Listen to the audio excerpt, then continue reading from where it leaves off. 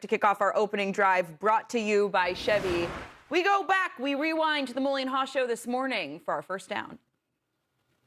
I think this is the year that Caleb can make himself a clear-cut, no-brainer top 5 guy. And the problem is there's always going to be more than 5 guys that we think are in the top 5. You look at Josh Allen, Patrick Mahomes, Lamar Jackson, Joe Burrow, Caleb Williams. I don't know. I think that fits. Who else would be number 5 if not Caleb Williams at this point? All right, so this was in reaction to Colin Cowherd's list that we reacted to here on this show yesterday. You guys asked Mike Florio about that list this morning. Of course, Colin Cowherd has his own criteria he's using to rank these quarterbacks. Mike Florio saying he's top 5. That's MVP level, David Haugh. Do you really think that Caleb Williams could enter the MVP conversation this year? Yes, I love this list. I love this projection because it is best case scenario. And every fan base has to consider the best case scenario. It's evaluating production, durability, and career momentum. And when you look at those 3 factors and you look at Caleb Williams, it's not an exaggeration. That is his ceiling, the MVP or the MVP consideration. Everybody respects Josh Allen. Certainly Patrick Mahomes is the best when healthy. But after that, Joe Burrow can't stay on the field. Same with Lamar Jackson. So Caleb Williams, there's an opening. Sorry, Drake May, he's ahead. Oh, I liked what I hear. This hype is real. This is what we've been waiting for. A quarterback like this, it's real. It's not going anywhere. But I don't want Caleb Williams to win the offseason. I want him to win downs. And that's what he's got to do, win downs consistently. And I think he's going to do that because I talked about this yesterday. But the year 2 jump, David, it's real. That's how he does it. Now he's more comfortable in the motions. He's more comfortable in the playbook. He's more comfortable in the shifts. You take your thoughts off of what you're doing, and you put it on what's the defense doing, and that makes you exponentially better. Let's face it, though, this is a vote for Caleb Williams, but it's just as big of an endorsement for Ben Johnson. Yes. This is a combo. This is a collaboration. This is a partnership. And I think when you see this kind of confidence in Caleb, it tells you what people think of Ben. I think you're absolutely right. And I think what's exciting about year 2 for Caleb Williams in this system is that everything that he was learning and trying to remember last year is now just going to be muscle memory. Now it's just part of the routine, and you can add and build upon it. And of course, do the little things a little bit better. And I think that's where you see and expect Caleb Williams to really take that next step when it comes to quarters 1 through 3 of the football game. The reason this is realistic, because we've seen it, the arm talent, the wild plays, everything he's able to do. He's got such a higher ceiling because he can just physically do things that other players can't. Now he just needs to work on the consistency. And an offseason with Ben Johnson in this system, my bet is, if I'm a betting man, I don't really bet, but if I was, I would bet on him improving with those 2 guys. And don't forget, Caleb Williams earned the respect of the entire league last year. There is a level of kind of appreciation of what he's able to do with his natural physical abilities. I think that's something to keep in mind as we talk about this MVP conversation. How does the league perceive him? And he really took a step in that last year. Respect and fear. Love that. Let's go to our second down of this opening drive. As we speak of high expectations, senior NFL writer at ESPN, Mike Clay, not Clay Harbor, released his NFL rookie leader stat projections for the 2026 season. He has Bears first-round pick Dylan Thieneman making an immediate impact. Not only does he project Thieneman to finish 4th among all rookies with both 82 tackles and 1.8 interceptions this season, he actually has him ranked ahead of his new teammate, Kobe Bryant. How will you guys assess whether or not Dylan Thieneman has a successful rookie season? I'm not sure about those statistical projections. I think Kobe Bryant is going to have more interceptions, and I think Dylan Thieneman will have more than 2 interceptions. How will we know if he's fitting in, if he's making an impact, playing downhill and playing with confidence, if he's not getting beaten deep as being deep as the deepest, if he's not making rookie mistakes? He's going to miss some tackles. That's the speed of the game. But I think that if he is just playing with confidence on the field, he's a safety. You don't want to notice him too much unless he's making a big hit. You don't want to notice him because he's late on coverage.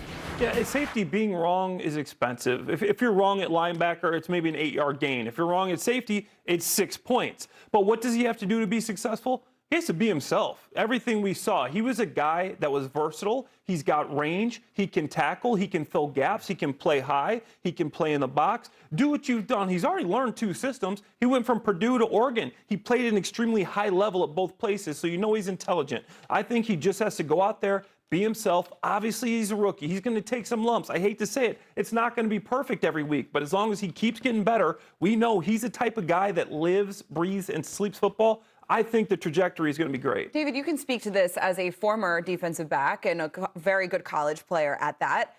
How tough is that position to learn, you think, maybe taking that next step for Dylan Tatum? I think his advantage always just seems that he's a quick study, that he's a guy that's going to learn this defense.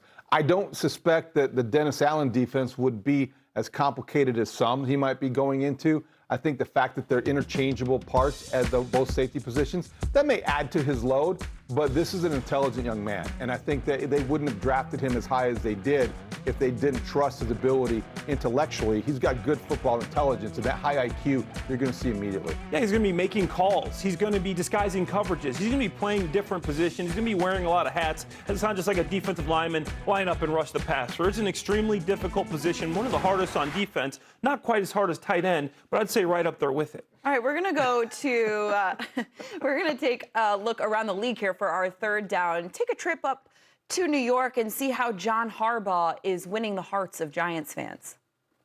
I could care less about what's happened last year or the year before that or 10 years before that. Honestly, I don't give a crap about any of it, not one bit. All I care about is tomorrow's practice. Because if tomorrow's practice is the way it's supposed to be, that'll be one more step in the direction of being a good enough football team to kick the Cowboys' ass. Oh, it's beautiful. It's great. I think Ben Johnson, guys, we saw it last year. He leaned into the Packers rivalry. Do we think that the league has taken notice and saw the way that Ben Johnson was able to captivate the city of Chicago in doing so, and are other teams mimicking I think that? it's similar, and I think you can make that connection. I think that's given Ben Johnson a lot of credit. That's just John Harbaugh. John Harbaugh is going to know exactly what to say to galvanize a fan base, just like I think in Pittsburgh or in Baltimore when the Pittsburgh Steelers were the rival. I don't think he was as maybe cavalier with his words because he respected Mike Tomlin. I think it's a different story with the Dallas Cowboys if you say it like that. So that's just John Harbaugh being a Harbaugh. But I do think Ben Johnson made it cool to be a little edgy. I love it. Players love it. Fans love it. The building just feels different when it's a rivalry week. You're going into practice. There's almost like a playoff level atmosphere there. You know who you're going against. Division rival. This game matters more. The NFL's better with rivalries in it. Yeah. I'm sorry it is. It's also a tone setter. When your head coach is your best trash talker in the building, or one of them, I think it helps set a tone that you're going to know where the line is, but you're going to get as close to it as you possibly can. It's absolutely more fun. It's Yes. like the Entertainment Tonight, Bravo TV drama, like behind the scenes, the not shaking hands after the games, and the using the curse words in the locker room with the players. And what I think was so fun about what happened with the Bears last year was that it was incredibly authentic for Ben Johnson. He genuinely hates the Green Bay Packers. Yep. I don't think anyone thinks it's performative. It didn't feel performative there from John Harbaugh either, which I think just shows Because that's who he is. Correct. Now, he starts taking off his shirt after the game, we'll say he's copying Ben Johnson. We'll have questions. And Ben Johnson, let's not forget, he was with the Detroit Lions before he came to Chicago Bears. He had 3 years going into Green Bay Packers. This isn't just some random guy coming in here. He had experience against that team. That's why he says he loves beating that team. For our fourth down, let's check in on the stadium front. Today's update was supposed to be surrounding the Bears giving a special briefing to the other 31 owners at the league meetings in Orlando, but instead, here's today's front page on the Chicago Tribune. Chicago Bears' proposed stadium site in Hammond would be built on giant slag heap near hazardous waste sites.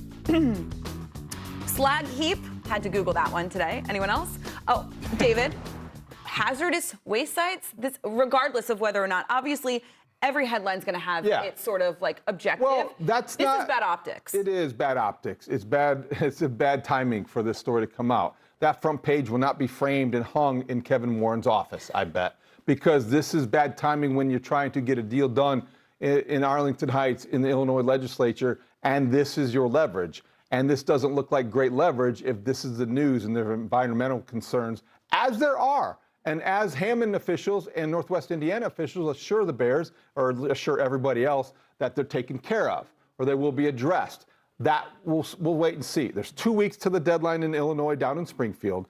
Governor Pritzker has been adamant there's a deal to be made, and they're working and making progress. So we shall see. They presented today to the owners' meetings. We don't know what was said, but it's just Arlington Heights or Indiana. I think what this does is it makes you think, like, are they really going to build on a slag heap? Yeah.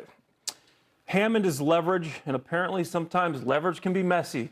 You know, the Bears don't need the quickest option. They need the cleanest, if you know what I mean. So it isn't a good day for Hammond, but I think they still do pose some leverage. It's a little bit dirtier right now. Very basic. It's not a great idea to announce the new stadium where there is slag heap near hazardous waste sites.